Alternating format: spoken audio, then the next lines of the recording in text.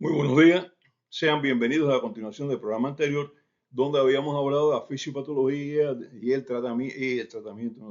fisiopatología y manifestaciones clínicas de la enfermedad de Wilson. Y hoy vamos a tratar del diagnóstico, o sea, cuáles son las alteraciones que se utilizan para hacer el diagnóstico, cuáles son los exámenes laboratoriales, y vamos a hablar del tratamiento de la enfermedad de Wilson. El diagnóstico se inicia porque se sospeche la posibilidad de que el paciente sufra de enfermedad. ¿Cuándo se sospecha una enfermedad? Esta enfermedad de Wilson, ¿no? Primera, un paciente con manifestaciones hepáticas que no tenga un diagnóstico bien claro. Nosotros tenemos un paciente que puede tener las enzimas hepáticas un poquito alteradas, un poquito de ictero y no tenemos bien clara cuál es la causa. Sospecho un Wilson. Es un dato muy importante. En pacientes que tienen insuficiencia hepática y aparece una anemia hemolítica, también tenemos que sospechar una enfermedad de Wilson. En pacientes con enfermedades neurológicas o psíquicas que no podemos precisar bien, no sabemos cuál es el diagnóstico, son raras, ¿no? Son enfermedades que no deberían estar juntas, manifestaciones, por ejemplo, como ya habíamos hablado, de movimientos anormales, trastornos para dificultades para articulación del lenguaje, para escribir, y entonces alteraciones psíquicas, ira. Entonces no sabemos por qué pasa esto, como manifestaciones neurológicas, manifestaciones psíquicas. Lo primero que pensamos es un tumor cerebral, pero no hay tumor cerebral. Y si ese paciente tiene, además de estos síntomas de alteraciones hepáticas, sospecha una enfermedad de Wilson. Y va a estar cerquita del diagnóstico ya. Muy importante, familiares en primer grado de otras personas que tengan enfermedad de Wilson, que padezcan de enfermedad de Wilson, que estén diagnosticados, son muy sospechosos. Ante cualquier alteración hepática, neurológica, psíquica, anemia hemolítica o alteraciones renales, en estas personas hay que buscar la enfermedad de Wilson, porque sabemos que el gen anda por ahí y puede ser que esta persona lo haya heredado. El laboratorio es muy importante para el diagnóstico. Ahora, ¿qué encontramos en el laboratorio? En primer lugar, valores bajos de cobre y de ceruloplasmina, lo habíamos mencionado ya. Aunque está aumentado en los tejidos, pues la ceruloplasmina no se produce tanto por el hígado, pues la ceruloplasmina no puede unirse bien al cobre porque no hay enzima transportadora y entonces ocurre esto, ¿no? Ceruloplasmina en sangre baja, cobre en sangre bajo. Eliminación urinaria de cobre elevada. Dijimos que la eliminación urinaria de cobre habitualmente es de 40 microgramos por día, en estos pacientes superior a los 100 microgramos por día. Valores entre 40 y 100 microgramos por en orina de 24 horas, bueno, pues pudieran ser sospechosos, pero un valor por encima de 100 microgramos ya es de una enfermedad de Wilson casi con toda certeza. Elevación de las enzimas hepáticas, TGP, o sea, GPT, para decirle la terminología actual, la GGT y la GOT. Se elevan ellas y no tenemos una causa bien definida, sospecha de enfermedad de Wilson. Ahí tenemos albúmina sérica baja, porque ya dijimos que como el hígado es el gran fabricante de todas las proteínas, de albúmina sobre todo, y tenemos dificultades con la fabricación de proteínas porque el hígado está afectado, pues la albúmina sérica va a estar baja también. Prolongación del tiempo de protrombina. El tiempo de protrombina, hablamos algo de él ya hace un tiempito, mencionamos algo. Está relacionado con la coagulación de la sangre y las proteínas que intervienen en la formación del tiempo de protrombina se sintetizan en el hígado. Como el hígado está afectado, pues hay una prolongación del tiempo de protrombina, o sea, hay una disminución de la coagulación de la sangre. Aminoaciduria quiere decir que se eliminan aminoácidos por la orina, ya hablamos por la alteración tubular que aparece por el depósito de cobre. Y anemia hemolítica con prueba de Coombs negativa. La prueba de Coombs es la prueba que habla de autoanticuerpos contra el eritrocito, contra el glóbulo rojo. El eritrocito es normal, pero tiene cobre dentro, tiene un aumento de cobre, o es atacado porque aumenta el cobre en sangre, una de esas descargas que el hígado hace cuando tiene demasiado cobre, y entonces se destruye, se hemoliza. Y esta es una característica a tener en cuenta. No hay anticuerpos, autoanticuerpos contra los eritrocitos, o sea, es una hemólisis externa, y en este caso externa por el cobre. Y cuando nosotros hacemos, entonces me dicen, pero el cobre no estaba abajo, sí, pero fue una pequeña cantidad que lanzó el hígado, aumentó un poquito en sangre y destruye los eritrocitos, o es el cobre que está almacenado en el eritrocito cuando se produce allá en la médula ósea, que también puede ser. El cobre tiene cierta importancia.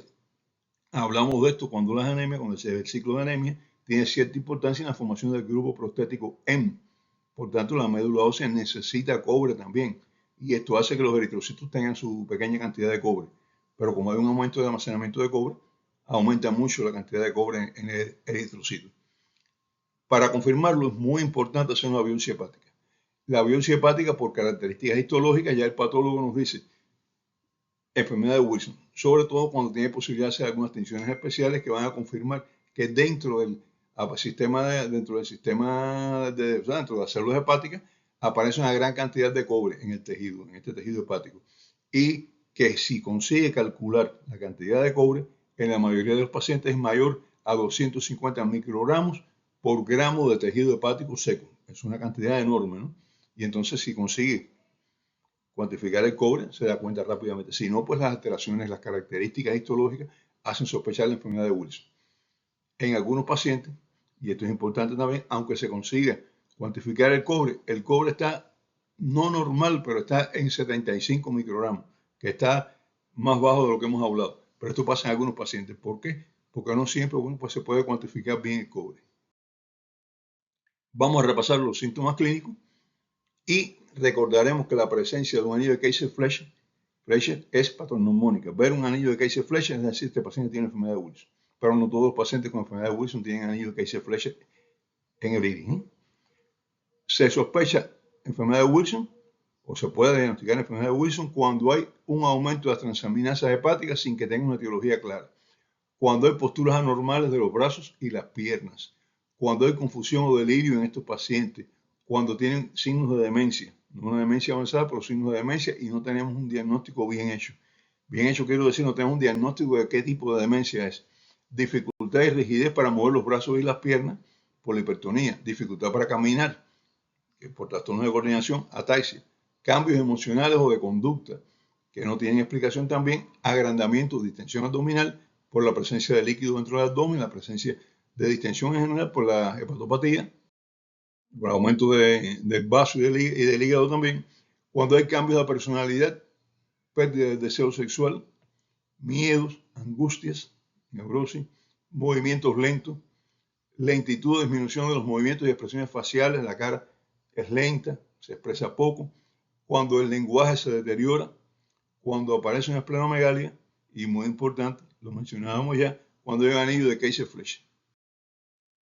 Cuando hay temblores en las manos o los brazos, cuando hay movimientos incontrolados, movimientos impredecibles o espasmódicos, por ejemplo, está el paciente caminando, de pronto hace así, levanta el brazo sin motivo ninguno, vómito con sangre, porque nos está hablando de hipertensión portal también, debilidad, piel amarillo, color amarillo de la esclerótica del ojo, ictericia, y se señala también que estos pacientes tienen muchas veces uñas un poquito azuladas. Repasemos los síntomas de la enfermedad de Wilson. Primero, hipertransaminemia sin etiología clara, es decir, elevación de las transaminasas. Postura anormal de brazos y piernas, confusión o delirio, demencia, dificultad y rigidez para mover los brazos y las piernas, dificultad para caminar, ataxia, cambios emocionales o conductuales, agrandamiento del abdomen por distensión abdominal, cambios de la personalidad, pérdida del deseo sexual, fobias, angustias, neurosis, movimientos lentos, longitud o disminución de los movimientos y expresiones faciales, deterioro del lenguaje, anillo de Kaiser-Fleischer, que es patognomónico, esplenomegalia, es decir, aumento del tamaño del vaso, temblores en los brazos o en las manos, movimientos incontrolables, movimientos impredecibles o espasmódicos, vómito con sangre, debilidad, piel amarilla o color amarillo de la esclerótica del ojo, ictericia y uñas azuladas.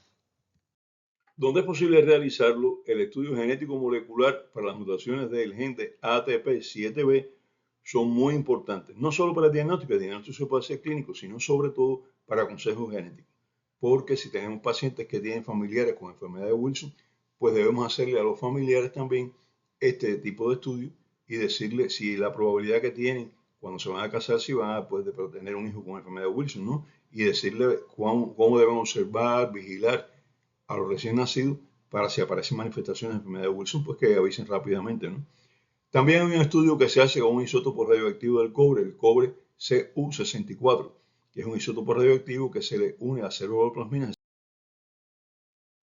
La excreción urinaria de cobre es más fácil de realizar, que ya decíamos que es positivo cuando tiene más de 100 microgramos de cobre en orina de 24 horas, o sea, por día.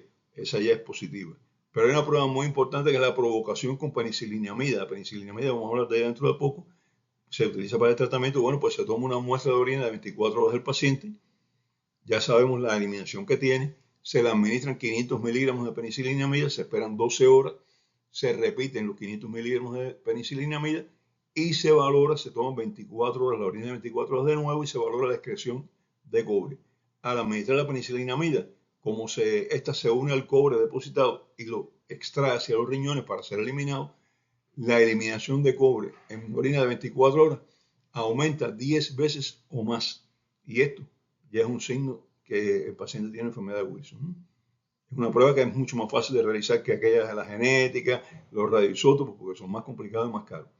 Pero todas estas pruebas a veces son difíciles de realizar, por tanto el diagnóstico debe considerarse el diagnóstico clínico siempre cuando se cumplan 2 o más de las siguientes condiciones.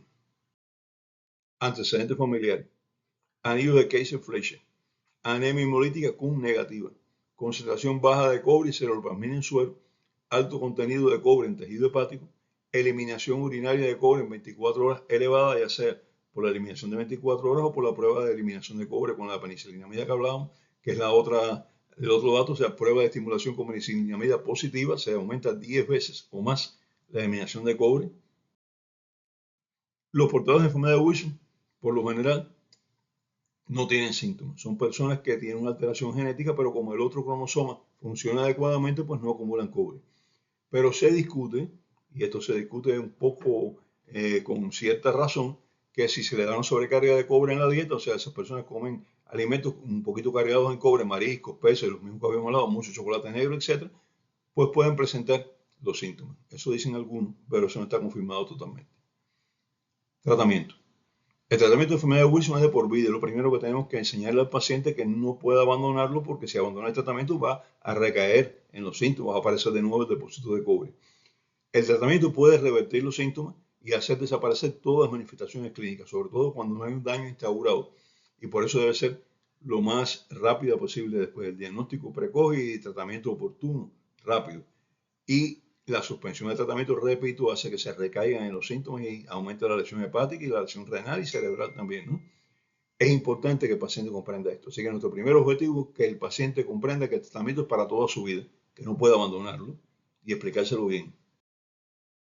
El tratamiento incluye la dieta. En la dieta se eliminan los alimentos que tienen mucho cobre, como por ejemplo mariscos, peces, nueces, chocolate, frutos secos, vísceras, brócoli, verduras oscuras, champiñones, setas, etc.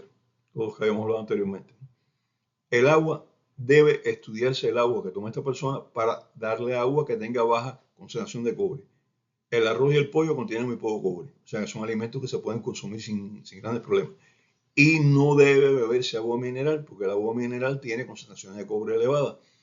Y el agua potable en algunos lugares también tiene un alto contenido de cobre.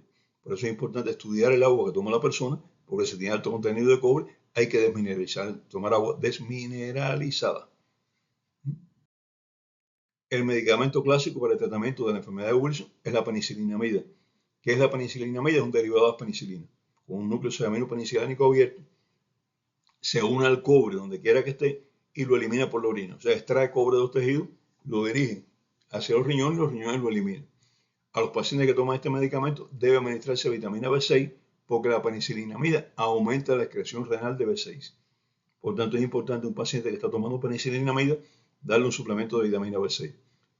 Alrededor del 20% de los pacientes que toman este medicamento presentan signos de intolerancia. Es decir, el 80% de los pacientes de enfermedad de Wilson lo toleran muy bien, el 20% no. Y esto se manifiesta por lesiones renales, alteraciones hematológicas y un exantema muy característico en el cuello y las axilas que le llaman exantema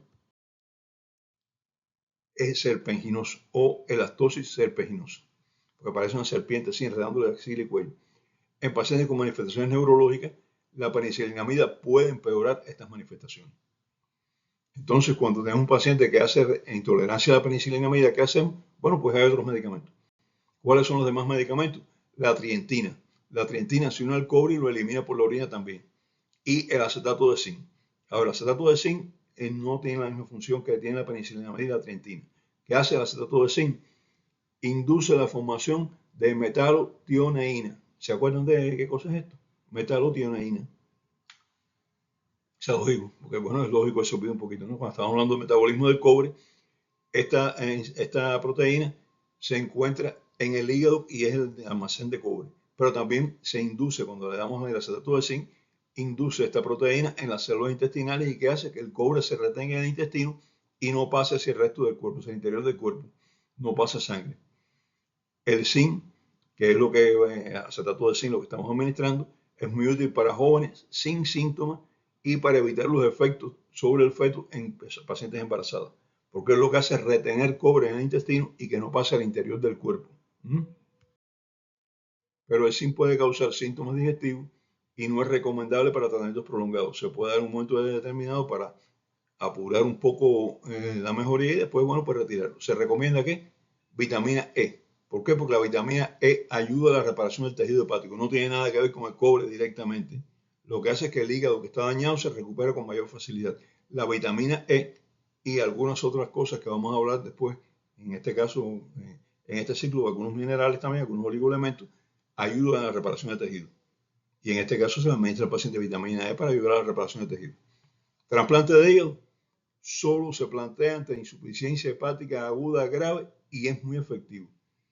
Pero hay muchos riesgos de rechazo de trasplante, hay riesgos de que el paciente tenga trastorno inmunológico y el paciente también tiene que estar tomando inmunodepresores toda su vida y esto hace que los riesgos inherentes sean muy elevados. Por tanto, el trasplante hepático es última opción cuando no hay otra alternativa, ¿no? Bueno, hoy llegamos al final. En el próximo programa hablaremos de enfermedad de Menkes, ¿sí? Muchas gracias por haber seguido hasta aquí. Bueno, si llegaron. Hasta el próximo programa.